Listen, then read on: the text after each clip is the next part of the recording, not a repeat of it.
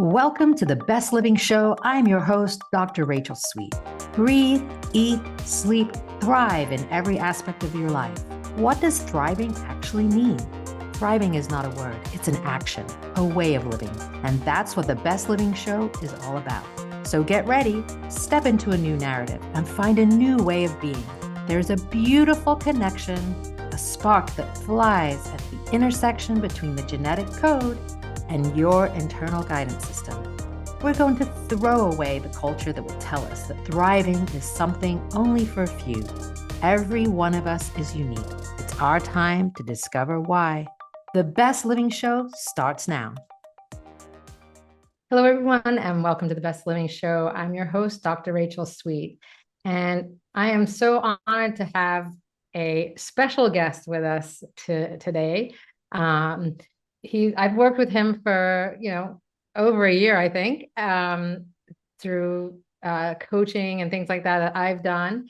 And this podcast tonight is really about throwing away the old narrative and looking at a new narrative, like I say in my opener. And, we should be all ready to evolve through intentional thriving. Oftentimes we are live in a world that wants to shape us with societal norms and also our own self-limiting beliefs. And this podcast, I really want this to be a compass on how we can break free from those constraints and forge a path for that new narrative. And so I have brought Michael onto the show, and he is going to talk about how we can make changes and really transform our journey in life towards designing a life that really resonates with us and our values and our purpose and our aspirations, because that's really what life is all about. It's about being true to who we are and not what those self-limiting beliefs tell us or what society tells us. So welcome to the show, Michael. Thank you. I got to say, I love your introduction. I felt like really good listening to them. Like, yeah, let's go take on the day. Yes. Great. Well, what can I say about Michael? Michael's resume is like a mile long. He's done all kinds of things, but let me give you a little rundown about his background. He has a master's degree in transpersonal counseling psychology. He completed postgraduate training in somatic psychology at the California Institute of Integral Studies. As a marriage and family therapist, he's served patients dealing with mental illness, neurological impairments, chronic and life-threatening diseases, and relationship problems.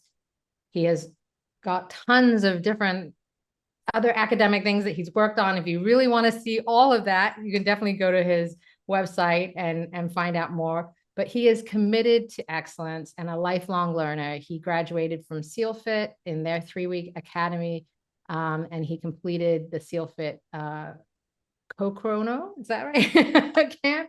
Kokoro camp. Kokoro camp. There we go. He's a master coach and head instructor at SEALFIT with their Unbeatable Mind Academy. He co-created the mastermind group there. He's also a Spartan 7 master coach and the director of human resilience at Aspirations, which is where I met Michael. Yeah. He also has studied various martial arts, including Taekwondo, Japanese Jiu-Jitsu, Shaolin Kempo, and he's certified in MoveNat, which is a natural movement program, which I love because I'm definitely a big fan of natural movement and moving in a way that makes sense for our bodies and our biology. Even though I go to the gym, I go to the gym, but I do love to get out in nature and hike, and that's what natural movement is all about. It's all of that novelty. All right, so I think that kind of gives a sum of Michael and his various accolades. As I said, he's studied a lot of different things throughout his life, and he has really a cornucopia of experience in emotional and cognitive and cultural aspects of how to change your narrative. Yeah. So how can listeners really start to identify and address their self-limiting cognitive and emotional imprints that they might be holding onto that could be holding them back? That's an excellent question. And when I work with clients, I work in four parallel pillars. So yeah, I definitely work on cognitive beliefs and interfamily dynamics and cultural forms that affect the individual. But if you don't mind, I'd like to step back and speak to something before we even get to cognition and scripts and emotionality. That's okay. Yeah. Okay. What I find really helpful when I work with clients is, I said there's four pillars. And the first pillar is physiological. So what I find is if people aren't sleeping well, they're not eating well, they're not moving, there's not fitness, there's not stress management, there's no time in nature, their whole system is disrupted. No matter how good intended they are to change their script, it's more challenging to do so than not. So what I like to do with clients is to help them dial those things in first, not necessarily first, but in parallel with working on the cognitive scripts, the emotionality, and how things show up somatically in the human system. So, what do you eat? how what's the quality of your sleep? And you're the epigenetics expert there, so I'm sure you talk a lot about diet, nutrition, and stuff like that. Mm-hmm. Also fitness, but also I break down fitness not just like I go to the gym and I do an hour CrossFit workout or barre or what kung fu, whatever. Also movement. Like how do I help my client break up their day with movement practices? Tai Chi, Qigong, yoga, just walk around the block, whatever it is, just to get, most people are at their computers doing this all day long, Yeah. whatever they do for long periods of time. Like how do we break that up and get them re-embodied and energy moving in this human system? And then also time in nature, like, are you breathing fresh air? Are you getting some vitamin D, or you're locked in all day and the most sun you have is from your car to like your front door? Like, it's really important.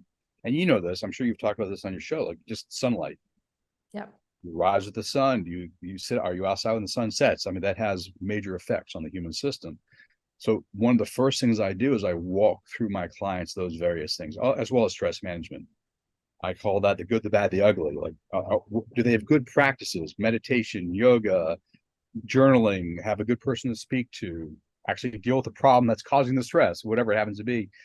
And then the bad and the ugly. I drink, a gallon of vodka, or I'm watching television all day long and all night long, whatever. We have coping strategies, which in the Right. short might make us feel a little bit better. Long run, they're not really conducive to long-term health and well-being. So like, oh, how do we move from ugly and bad to good? So I do all the dialing in of the physiology, the first thing. And then people start noticing, like, I feel better, I have more energy, I have more clarity, all this kind of good, positive, cognitive, energetic, emotional things. And then it's easier, not easy, but it's easier to start looking at the scripts. And when I talk about the scripts, it's not just cognitive scripting, but it's also how it shows up in the physical body somatically as a felt experience. And we'll probably get into that because that's, as a somatic practitioner, it's a huge part of what I do. So I'll stop there and see if you have other questions. Yeah. So I think that's interesting that you kind of get people back into their body in some ways. Because I think, people do get, you use the word, I think, disembodied.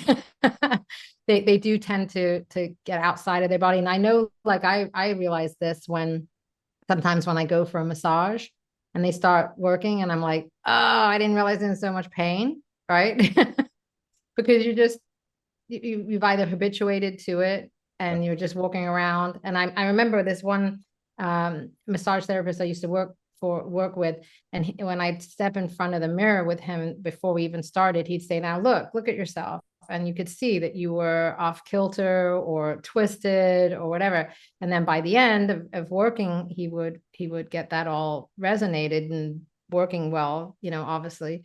But that makes sense that, you would want to get people back into their physical body, feeling that first. And then as that clarifies, if we're getting good nutrition and stopping some of those bad coping mechanisms that you mentioned, of course, it would make it easier. And I know this from epigenetics, as you said, like we change different inputs into our body that creates the epigenetic changes that then make our body feel better, our mind clearer, and that's certainly the case for sure. Yeah, I love to speak to the massage you just mentioned, because actually I use that Mhm.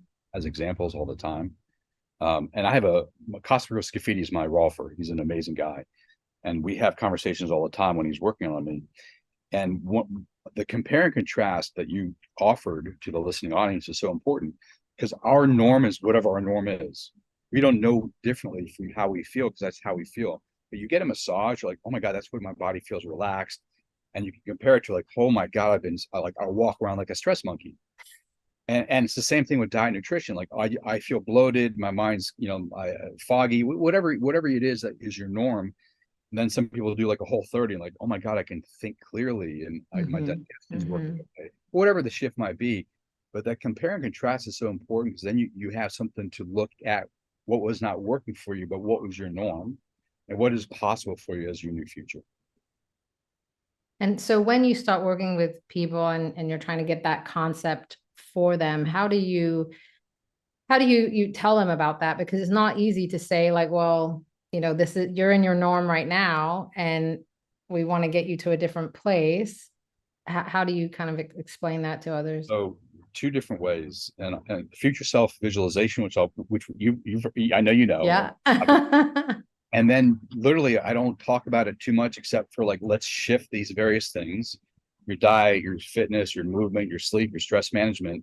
And within a month, if that, you'll have the capacity to compare and contrast. Like, oh my God, this is what it feels like to feel rested and slept, or slept,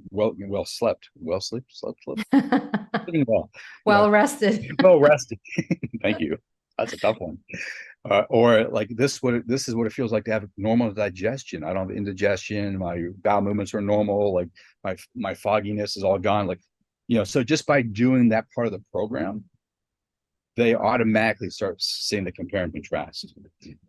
The third pillar, and I'll get back to the future self visualization in a moment. The third pillar is what I call cultural, and it has two different parts. One is like, who in their environment do we need to engage with to support their growth and development? A spouse, family members, workmates, boss, underlings, best friend, whomever it is. Who's on their team? Do they have a functional medicine doctor, nutritionist, physical trainer? Like, the way I work is I want to work with anyone and everyone who has an effect on that person, and also who's part of their team. So I will talk to people's doctors. I'll talk to the nutritionists, their acupuncturists, the physical trainers, so we're all on the same page. And then behind me, I have my own team. You need a physical trainer, you need a nutritionist, you need an epigenetics coach, you need a functional medicine doctor. We can provide those things for you. And I think that can be really helpful to help people, like, to realize that there's both how they can get support from people in their environment that have engagement every day, but also there's a support mechanism to support these changes that they want to make. Back to the future self visualization real quickly, because I don't want to forget that too.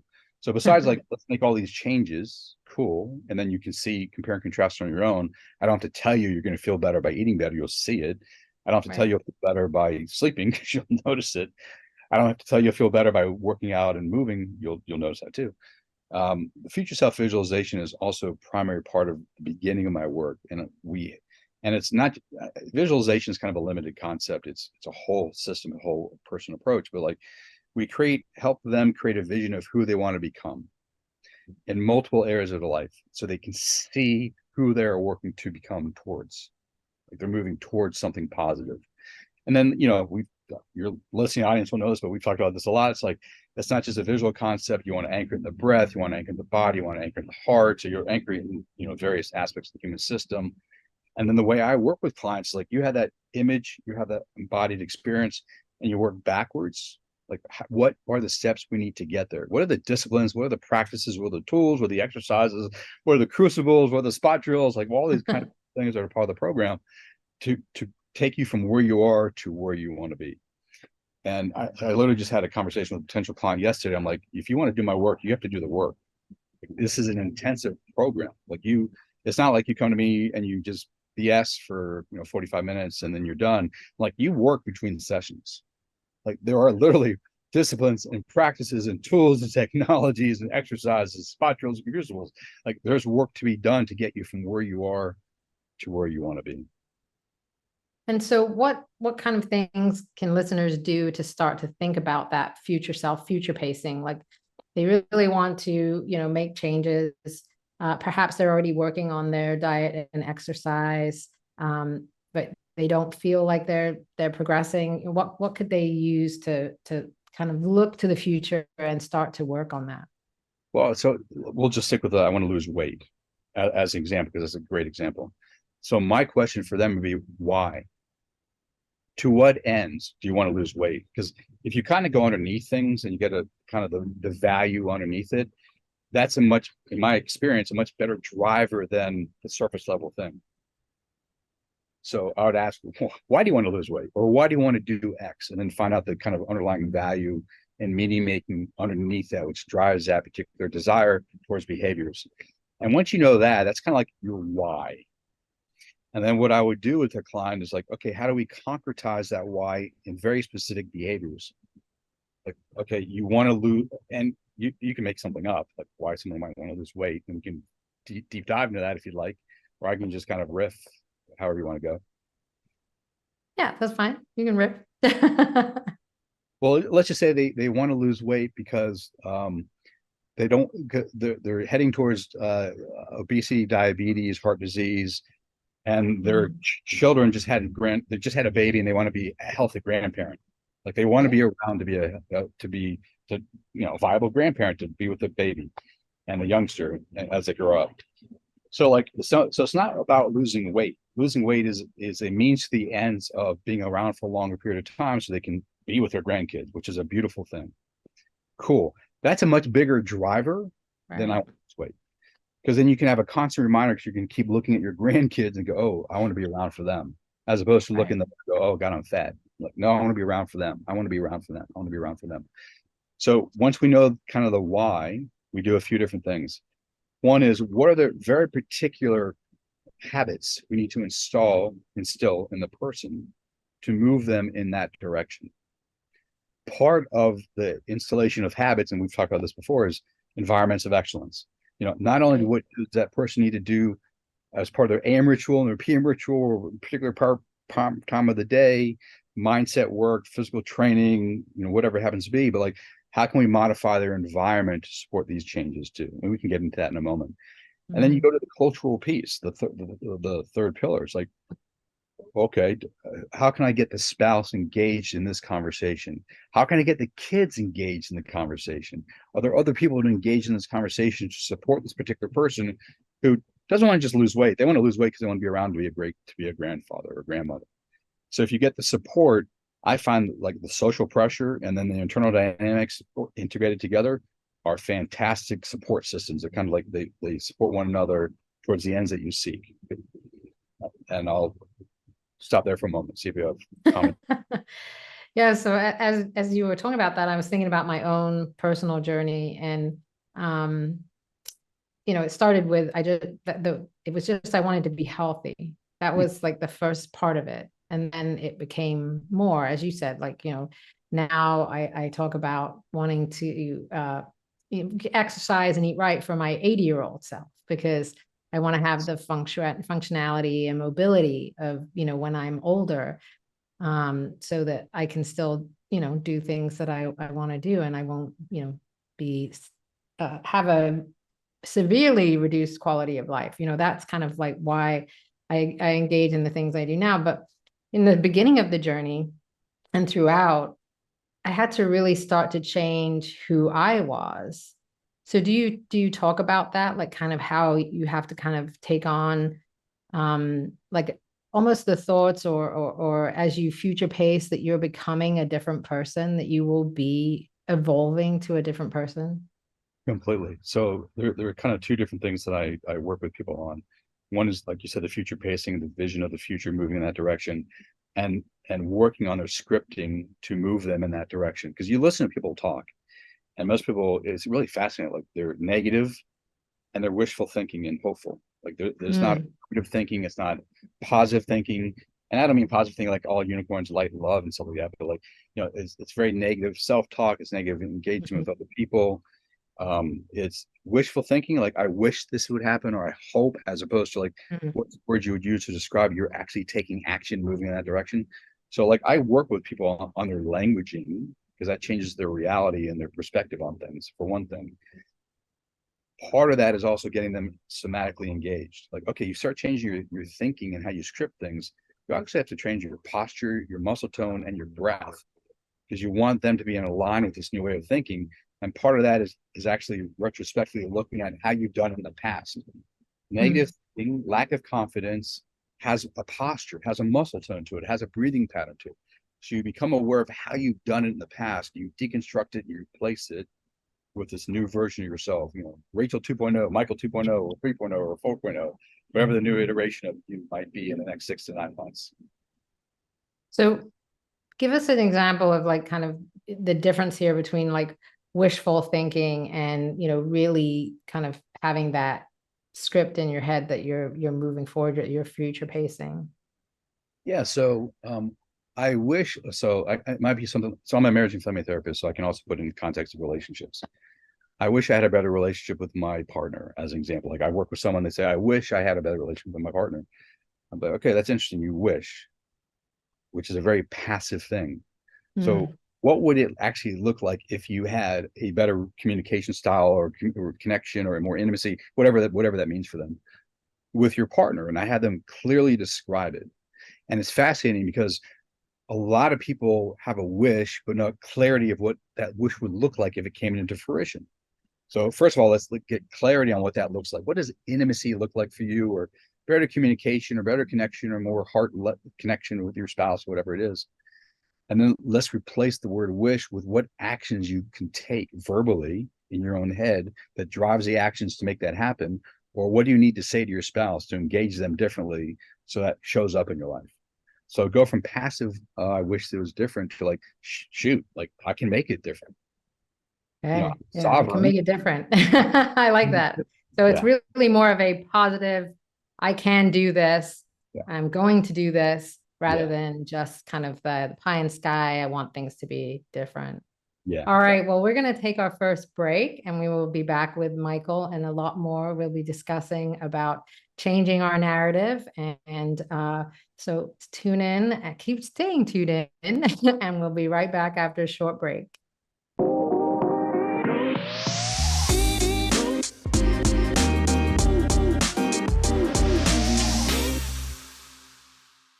Hello, and welcome back to the Best Living Show. I'm your host, Dr. Rachelle Sweet, and I am joined this evening by Michael Ostrorlenk. And we have been talking about how to change your narrative, really get back in your body, and then start to change some of the self-limiting beliefs and future pace yourself into your new narrative.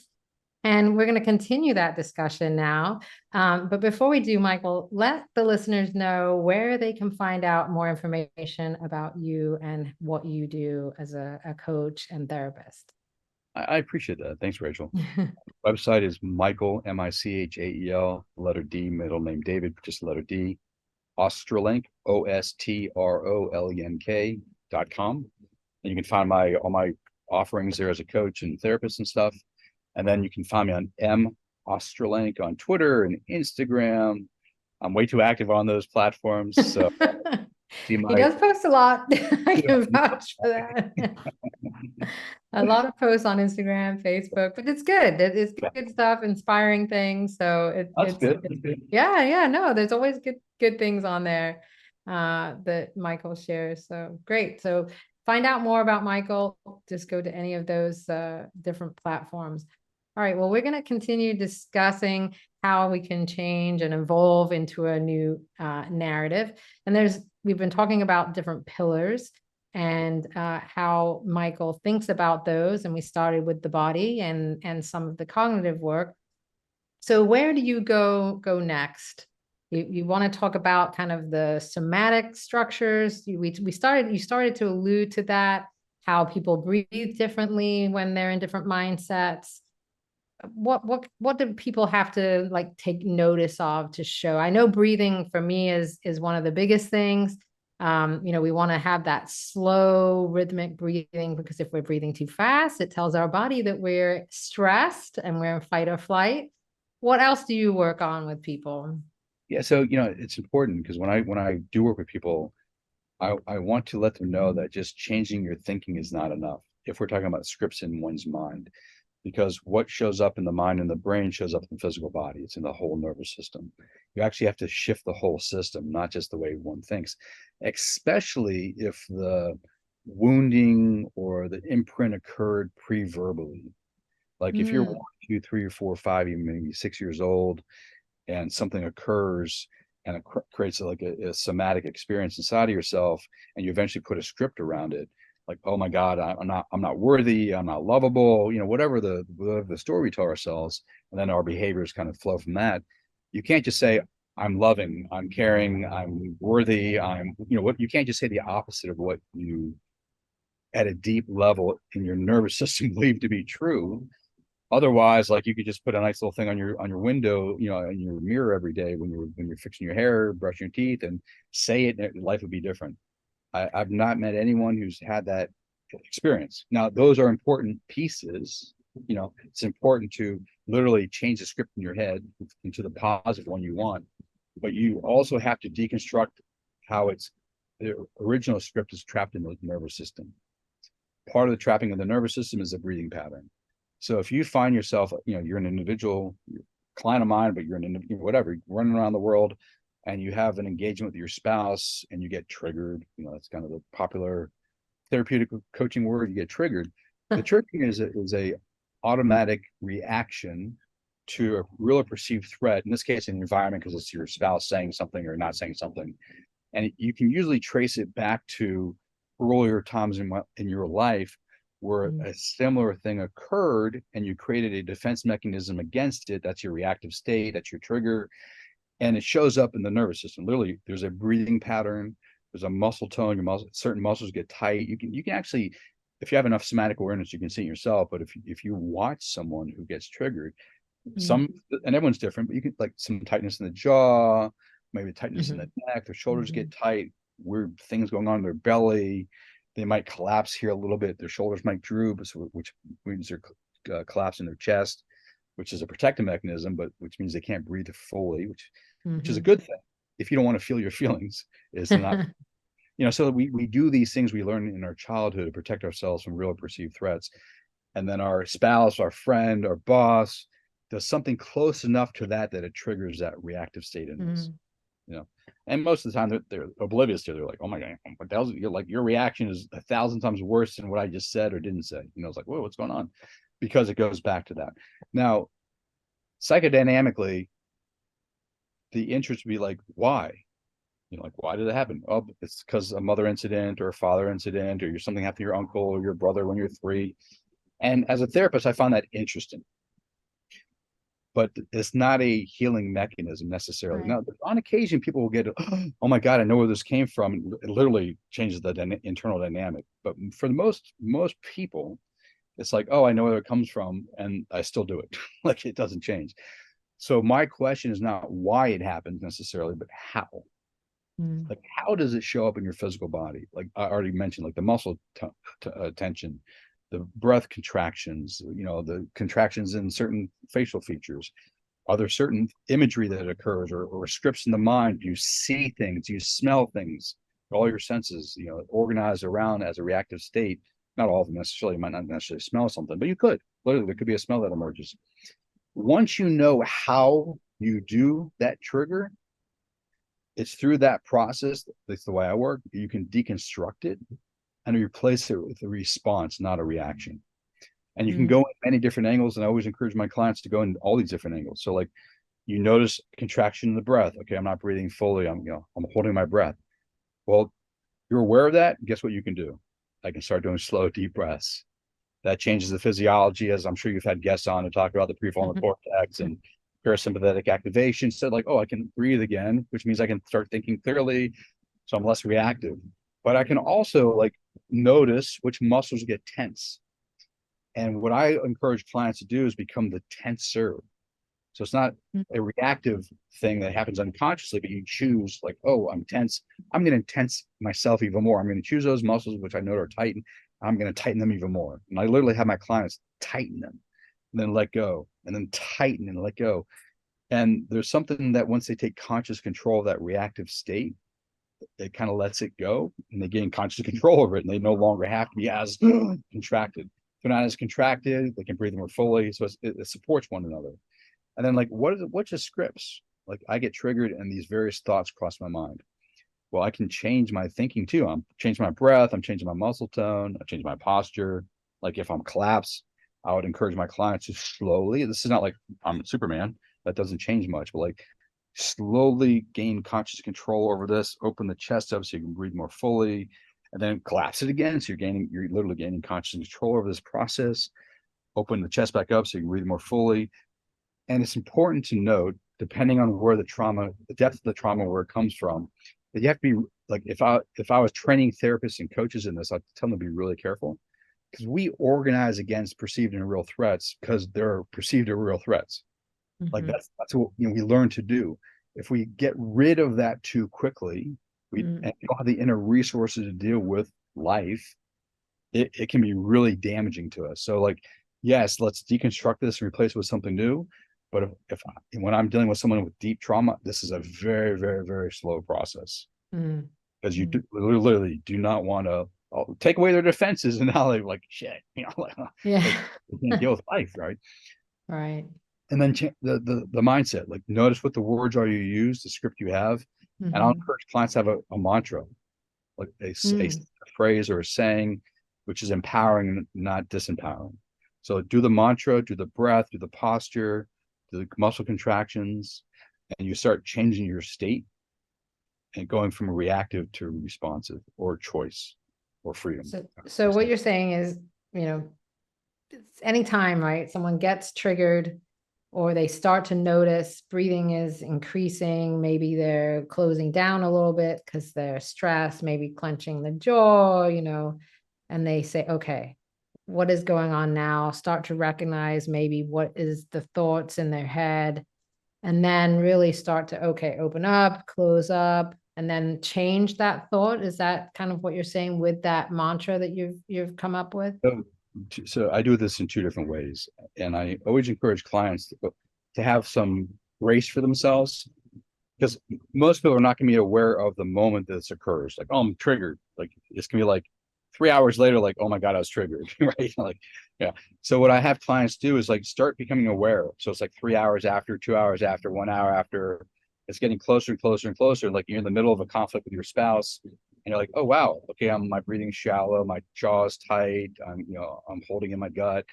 So you start becoming aware of these things, with the ultimate goal of being aware of them at the very subtle levels right before they initiate. Because once they initiate, it's really hard to break the pattern. So first, in real life, it's like just being aware of the pattern, being aware of how you do it, and closer to the time of its initiation. Practice, I have people do two things. One is they're completely on their own. They reimagine themselves in a scenario where they get triggered. Because it's pretty easy to do. You can talk yourself into being triggered, and you just be aware of it. You're not being affected by anyone in the real world. You're just sitting there and like, oh God, okay, all this stuff is going on. I can be aware of it. I'm on my own. I'm in a safe place. I can practice this deconstruction and replacement. Okay. Keep practicing. So you're like, I'm aware how I do it. I'm aware of it, and I can practice. And then in real life with your partner or your boss or whomever it is like you get closer to the point of it being triggered. And because you know how you've done it, because you've been practicing on your own, and you've been practicing deconstructing on your own, you have developed the skill set, some of the inner resources to do at least one or two of the interventions. Maybe you're not gonna be able to like sit there and contract your muscles and relax, but at least you can breathe. So you can deep breathe, slow the breath down, and change your thinking and change the mantra. So like there's 5 ways in, choose one or two that works for you in the short run, practice those, and then use that for a state change. Okay. So, okay, now we've got kind of this awareness. We're starting to notice our body. We're starting to notice the scripts and change those. What's the next step? Where do we go from here to start to change things and evolve to our next level, to Michael 2.0?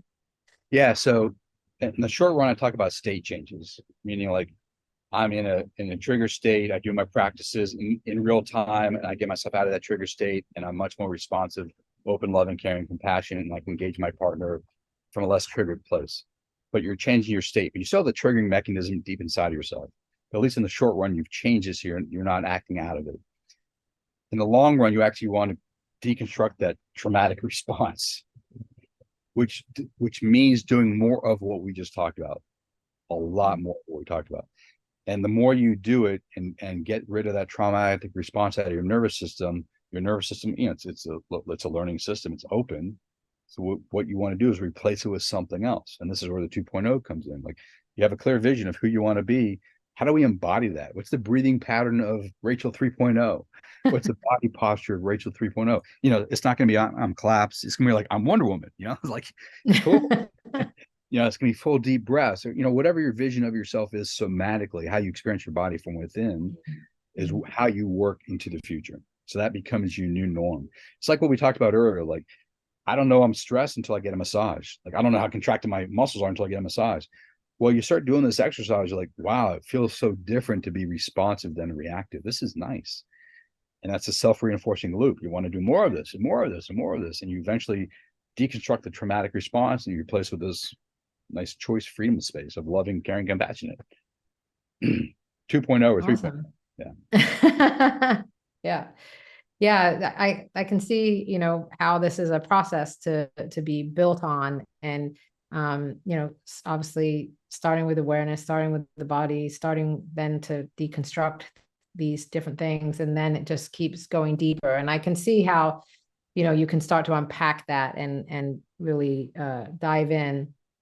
And we're going to talk more about that. We got another break coming up now. And we're going to talk about, you know, how do we get to our 2.0, our 3.0? Once we've kind of got this awareness, we'll continue to talk about that and maybe some strategies that we can use to help with future pacing and where we can envision ourselves being. So keep listening. We'll be back after a short break.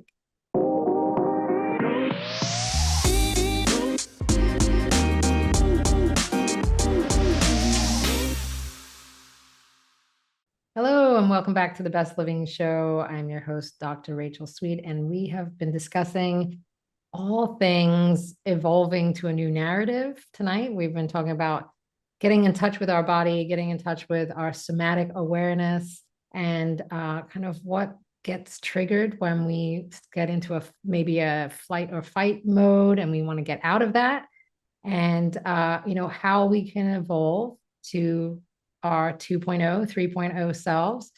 So we've been discussing all of that with Michael Ostrorlenk. He's been gracious enough to break down kind of how he works with clients and give some ideas and techniques on how we can start to work on this ourselves. Remind people where they can find you, Michael. Thank you, Rachel. Michael D. Ostrorlenk, OSTROLENK.com. And on Twitter and Instagram, M Ostrorlenk, OSTROLENK, and Facebook and LinkedIn too, under my full name. Yeah, I mean, I think you even have like on your website, you know, like, isn't it Coffee with Mo or something like that? Like where people can just like kind of have a conversation with you about some of these things too, which I think is great, just to be able to connect and start to think about how we can shift our narrative. You know, it's really interesting because as much of a social media is a bane to my existence because I spend way too much time on it, it's been very interesting in light of, and I call it tea time with Mo because I stopped drinking coffee for a while. Which that's right. I'm back to drinking coffee, so you can call it coffee with Mo. But I've actually had people from LinkedIn and Instagram DM me and privately reach out and want to talk. And I've had just this most amazing conversations with some folks who are like just random people on social. I mean, we're no longer random because we have a great conversation, but it's like, that's really kind of cool. That's awesome. Yeah, that's awesome. So we were talking a little bit about techniques of you know, how we can start to deconstruct some of that somatic, the tightness. So we talked about that, you know, that happens when we get triggered or in our thoughts. And you mentioned something when we were on break, which I thought was very interesting. I want to go into now is the different parts of ourselves. Because yes, we are a whole being, but there, you know, I think even in movies, it portrays like the little angel and the devil, right? Sitting on our shoulder. Exactly. And, you know, sometimes we, you know, can be driven by one part of us because of what we're facing.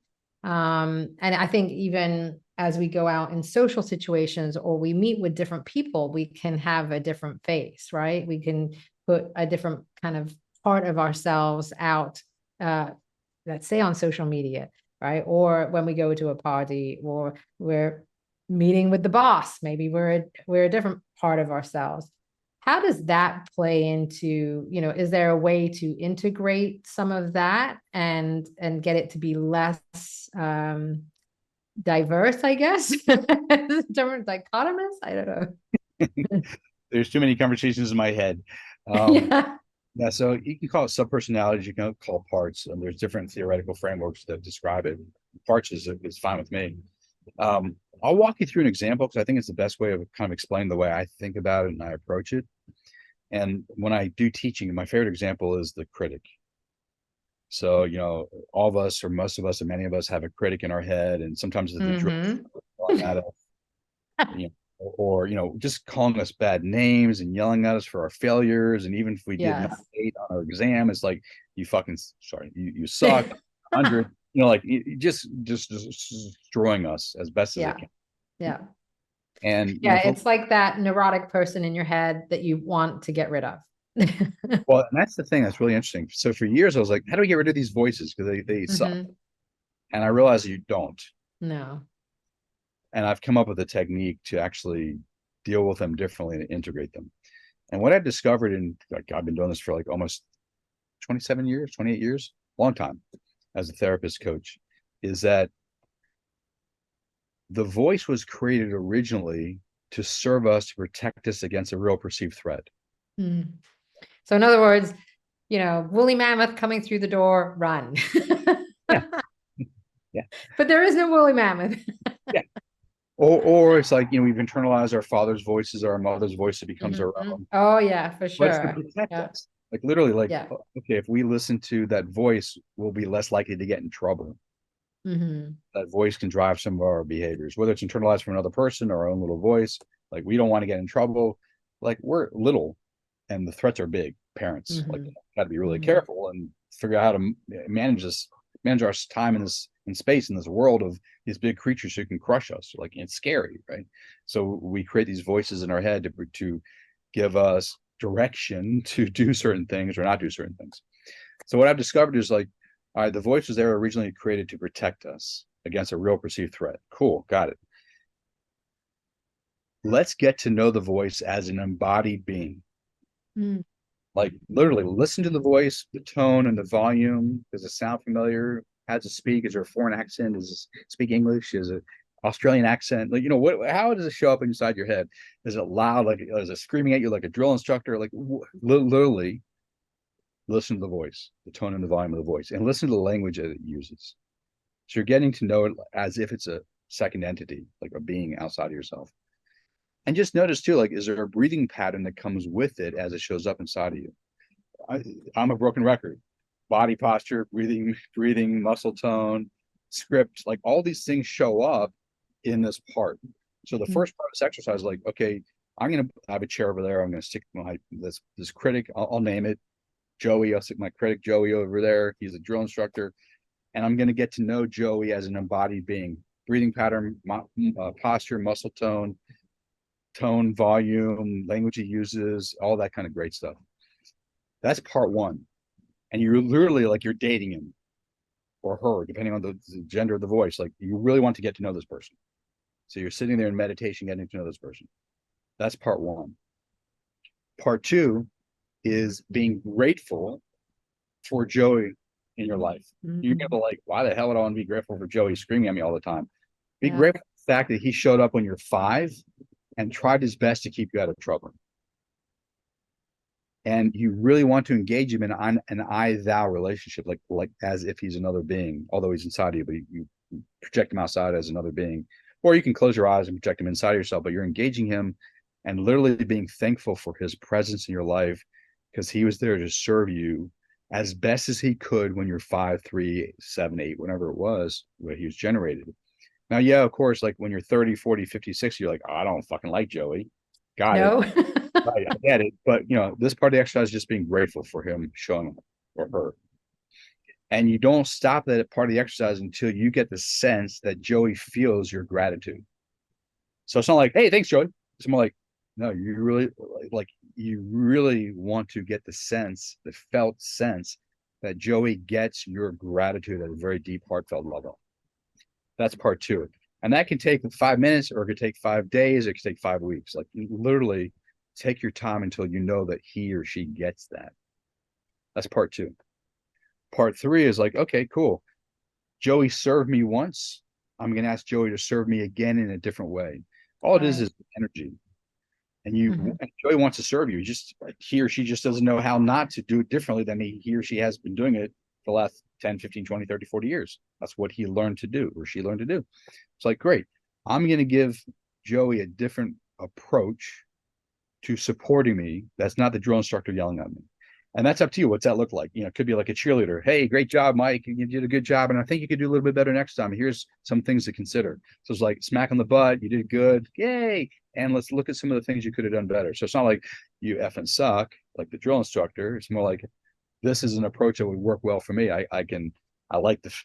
I feel good. He likes me. He's supporting me, and he can offer me constructive criticism. Now, that's just me. Like, however you want Joey to show up in your life, have a clear vision of that, and you engage Joey in a conversation. And in meditation, could be 5 minutes, 5 days, 5 weeks. You literally sit and talk to him and ask him to show up in a very particular way. You need to be clear on how you want him to show Mm, up.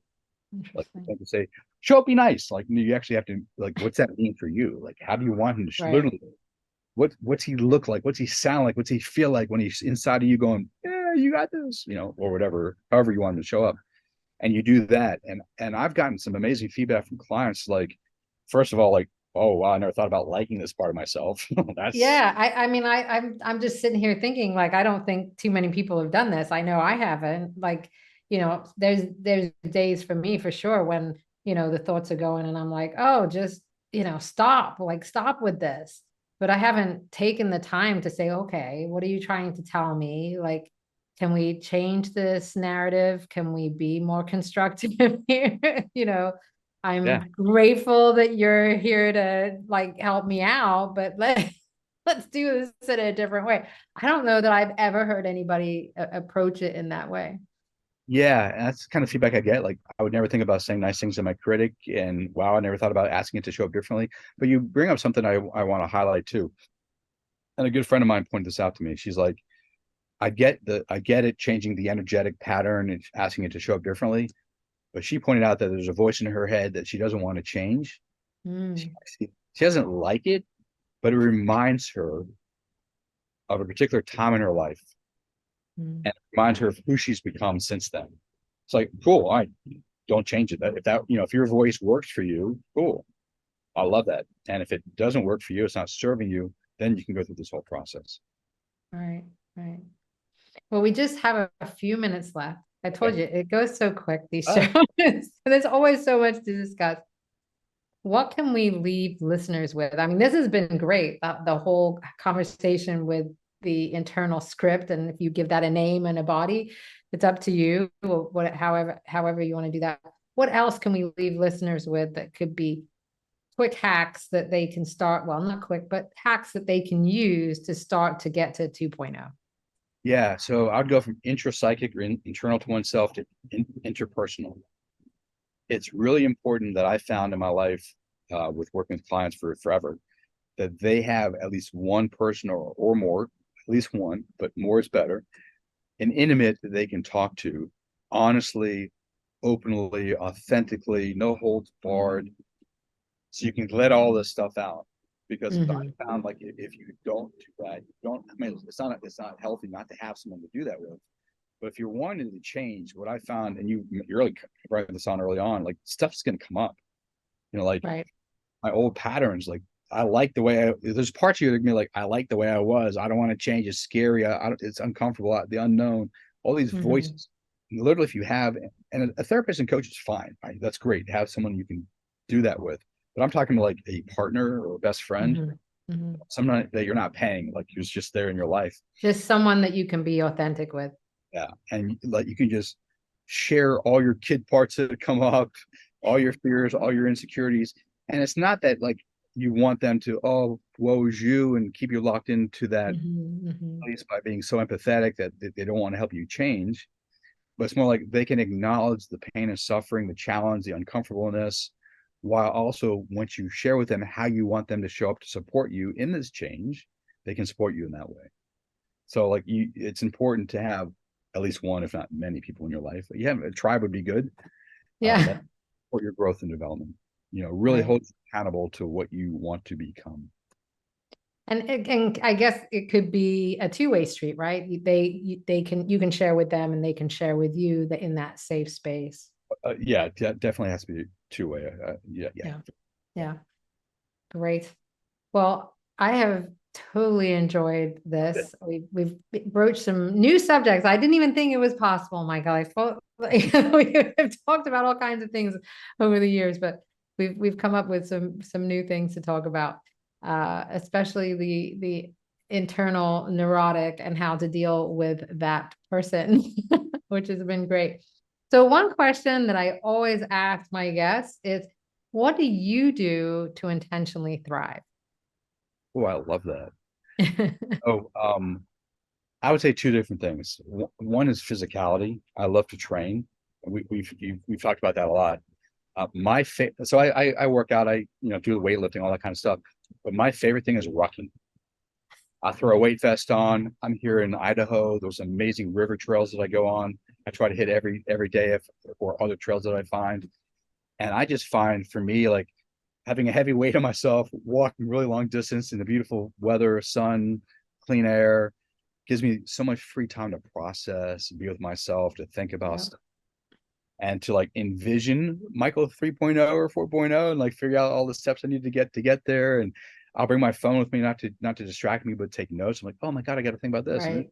and then I'll put it down and and then I'll go write it up and like, wow, okay, I just created a plan from a 5 mile ruck on how to get from 3.0 to 4.0, or just Right. being with myself and breathing. So I would say the two things, one is rucking, out in nature, and conversations with close friends. I talked Right. about the intimacy thing, having someone you can share with, and Yeah. Yeah.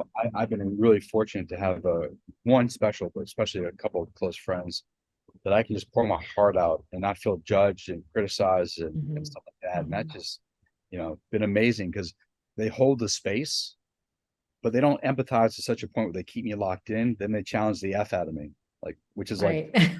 oh, hold me and then kick me in the nuts. And like, that's awesome. Yeah. So Wow. that's the two things that I like on a regular basis for my tribe. That's awesome. Yeah, I can really resonate with the out in nature. I love to go out and hike, and I really resonate with that space that it creates to think and process, and allows you to start to future pace and what might be possible for the future. I definitely think that a lot of things that I have done to reach 2.0, 3.0 have come from being out in nature and taking that in and having that quiet space to think and listen to the neurotic sometimes, right? Yeah. So I absolutely resonate with that. And I think, you know, if you can get out in any nature that's possible, I love that idea of the natural movement and all of that. It really is basically, we come full circle back to the physicality, right? And then how that translates to our mind and how we can then transform from there, which is what this show has been all about. Thank you for having me Well, on. yeah, yeah. Well, I want to thank listeners for tuning in, and hopefully you have got some nuggets out of this. I know I have got some new things out of this conversation with Michael. Again, if you want to visit Michael, Instagram, Facebook, his website, certainly do that. And you can also visit my website, drrachelsweet.com. You'll also find, if you want to listen to this episode again, you can certainly do that on the website under the podcast tab, and all of the previous episodes that I have where you can learn all kinds of exciting things. So again, thanks for tuning in, and we'll see you next time on the Best Living Show. Thanks for listening to the Best Living Show. I'm your host, Dr. Rachel Sweet. Breathe, eat, sleep, thrive in every aspect of your life on transformationtalkradio.com. Tune in Thursdays at 6 p.m. to continue your new narrative and step into a new way of being. We are not what people have told us we are. We are so much more than that. I'm going to help you thrive and get the answers you desire, not only in the external world, but on the inside. For more information, go to drrachelsweet.com. That's drrachelsweet.com.